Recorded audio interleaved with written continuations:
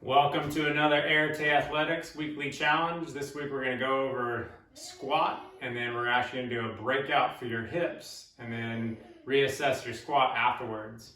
So for your squat, I want you to normal setup here, feet roughly shoulder width apart. You're going to turn your feet hard into the ground. It's okay if the toes are turned out a little bit, but you want to try and maintain that kind of high arch position.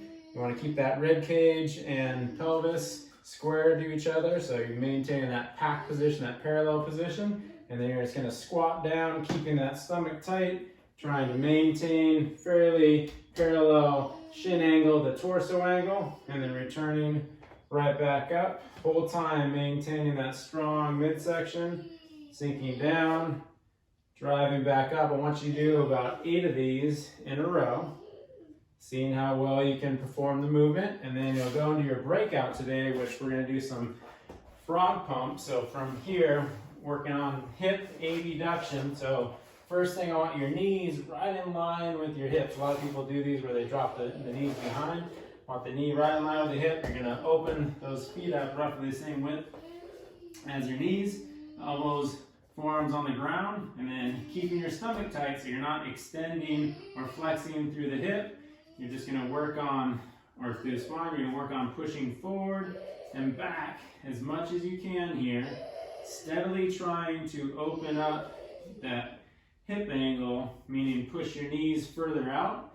You're going to do 10 of those in a row, and at the end ranges, so when I'm pushing all the way back, I feel like it's pretty tight there. When I drive all the way forward, also pretty tight.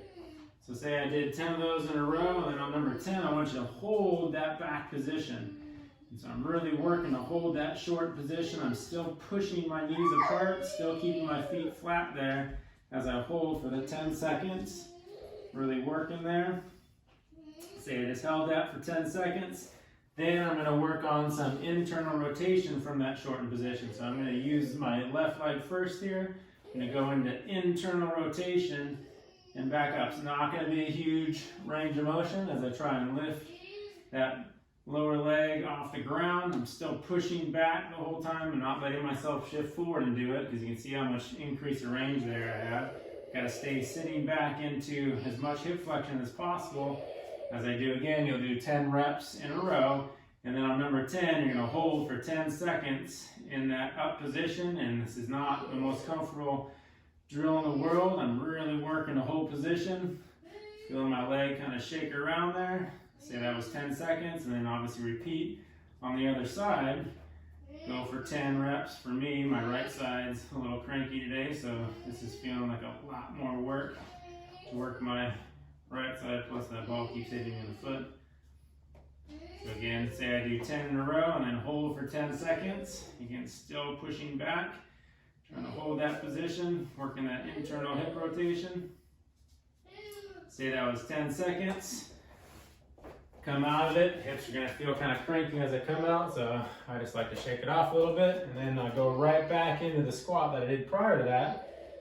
And does my squat improve? In my case, I feel like it's just so much easier for me to drop down and come up. I'm not getting any hip binding. So for you guys, you can try that out this week. This is just one breakout, solely looking at the hips, mainly in flexion with internal rotation. There's a lot of other players involved there. We have our ankles, our knees, our torso.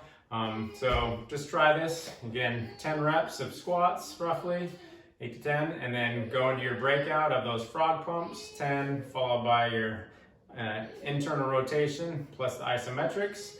Have 10 seconds, and then repeat. Go back to the initial movement, which was a squat. Does it improve? If it does, maybe you're on the right track on making your squat improve that much more. Probably should do this more. If it doesn't improve, then we need to look at some of the other players that we talked about, ankle, knee, and or torso. So have fun with it and get moving.